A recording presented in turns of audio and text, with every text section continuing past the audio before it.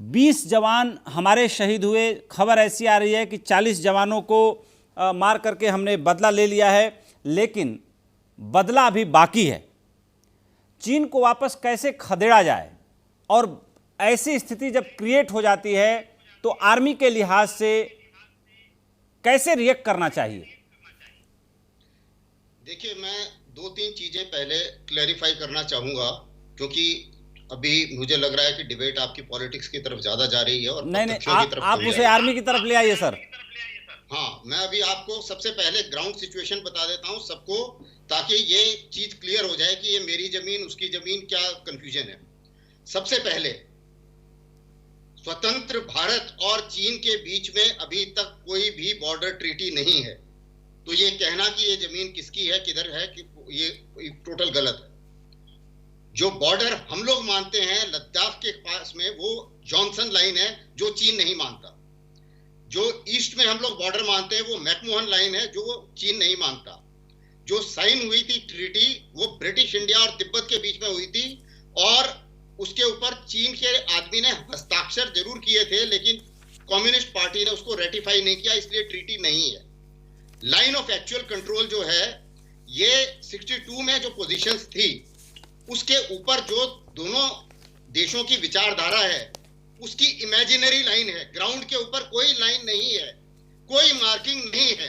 इसलिए हर पार्टी का या हर पॉलिटिशियन का ये कहना कि जी हमारी जमीन है उसकी जमीन है, ये बिल्कुल गलत है।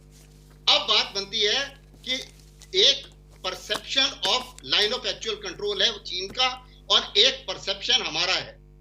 कई जगह पर ये परसेप्शन ओवरलैप करते हैं। मिसाल के तौर पे मैं आपको इसी का एग्जांपल दे देता हूं। फिंगर 8 का सिन्हा साहब ने आपको थोड़ा सा टेक्निकल डिटेल बताए थे। देखिए, फिंगर 2 जो है वो इंडिया की तरफ से शुरू होती है, और फिंगर 8 जो है वो चीन की तरफ है, और ये सारी की सारी पेंगोंग त्सो लेक में आती है।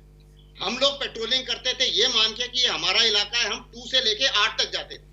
वो लोग पेट्रोलिंग करते थे 8 से लेके 2 तक, और कॉन्फिडेंस बिल्डिंग मेजर में ये था कि आप अपना इलाका जो आप मानते हैं आप पेट्रोलिंग कर सकते हैं, हम लोग एक दूसरे पर फायर नहीं करेंगे। ये अरेंजमेंट था।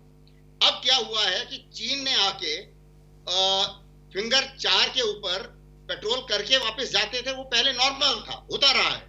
अब उन्होंने वहां पर तंबू लगा दिए, और अब हम भी वहां पर जाके हमने भी तंबू लगा दिए, और अब हम उनको आगे नहीं बढ़ने दे रहे हैं। और अब नेगोशिएशन ये हो रहा है कि आप यहां से वापस जाइए। तो ये सिचुएशन है, इसमें मेरे जमीन आपकी जमीन वाली कोई कहानी नहीं है। नेक्स्ट बात, अब मैं आपको ये बता दूं कि इसमें करना क्या है और क्या क्या तरीके हैं। फौज के पास बहुत सारे ऑप्शन हैं। जो देश को सूट करेगा, जो हमारे मिलिट्री कमांडरों को सूट करेगा, वो ऑप्शन ली जाए। ऑप्शंस में कई सारे किस्म के ऑप्शन होते हैं। मिसाल के तौर पे, अगर पूरा देश तैयार है, लड़ाई की भी एक ऑप्शन है। अगर लड़ाई से हम सोचते हैं कि हमारे देश को ज्यादा नुकसान होगा, इकोनॉमी को ज्यादा नुकसान होगा, तो छोटे ऑप्शन हैं। जैसे वो हम एक जगह पे आके बैठ गए हैं जहां हम समझते हैं कि हमारी जमीन है, हम किसी ऐसी जगह पे जाके बैठ जाएं जहां पे वो समझते हैं कि उनकी जमीन है, और फिर बोले कि भैया अभी वापस में हिसाब करते हैं, या आप यहां से पीछे जाइए, हम पीछे आ जाएंगे, नहीं तो हम नहीं आएंगे। और जहां तक हथियार का सवाल है, थोड़ा सा सिन्हा साहब ने समझाया था, मैं आपको थोड़ा सा और बता दूं इस बारे में कि जो ये प्रोटोकॉल है, प्रोटोकॉल क्यों इसलिए ये बातचीत हुई थी कि भाई फायर नहीं करेंगे एक दूसरे पे, क्योंकि एक्सीडेंटली गर्मा गर्मी में अगर एक फायर हो जाता है तो वो डिक्लेरेशन ऑफ वॉर माना जाएगा। डिक्लेरेशन ऑफ वॉर, चाहे वो किसी भी पार्टी की गवर्नमेंट हो, चाहे वो किसी भी की भी गवर्नमेंट। लेकिन अस्थाना साहब, एक सवाल उठता है, अस्थाना साहब एक बड़ा सिंपल सा सवाल उठता है, एक गोली चलने से वार माना जाएगा, लेकिन 20 लाशें गिरने से वार नहीं माना जाएगा। अभी आप उसी के ऊपर बात जाइए जी। तो इसलिए जो है ये सही बात है आपकी, 20 लाशें गिरने के बाद जो है, अब ये बात सही है कि इसका मतलब ये कॉन्फिडेंस बिल्डिंग मेजर काम नहीं कर रहा है, इसको रिवाइज करने की जरूरत है। ये कॉन्फिडेंस बिल्डिंग मेजर आज का नहीं है, बहुत पहले का है, लेकिन कोई इसमें ये किसके टाइम का था ये मैं नहीं बात करूंगा, क्योंकि मेरा किसी पॉलिटिकल पार्टी से कोई लेना देना नहीं है। अब मैं आपको ये बता दूं कि सर्टेनली आपकी बात सही है, इसमें रिवीजन होना चाहिए, नंबर 1।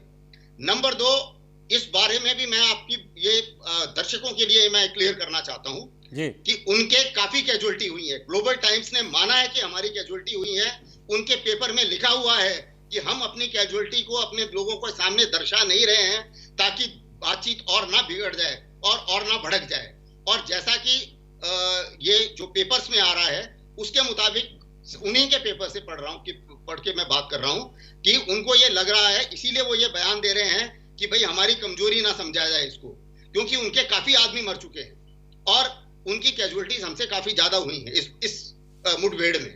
हालांकि गलत काम उन्होंने किया, जो प्रोटोकॉल था उसके मुताबिक जिस हिसाब से उन्होंने डंडे लेके आ गए, डंडे में नेल फंसा दिया, उससे हिसाब से मारपीट करी, ये गलत काम है जो किसी भी हालत में कोई रिस्पॉन्सिबल प्रोफेशनल फौज नहीं करती। अब आगे बात इसकी, आपने मेरे से सवाल पूछ रहे थे, अभी आप सवाल पूछिए, मैं बताता हूँ आपको। एक सवाल पूछ रहे थे मेरे से। मैं सवाल ये पूछ रहा था कि जब कोई अंडरस्टैंडिंग है और उसमें अगर फायरिंग हो जाए तो उसे डिक्लेरेशन ऑफ वार माना जाएगा, लेकिन ऐसी सिचुएशन में ये भी तो अंडरस्टैंडिंग होनी चाहिए कि अगर एक पक्ष दूसरे पक्ष को पहले वार करके मार के लोगों की लाशें गिरा देता है तो ऐसे में क्या माना जाएगा?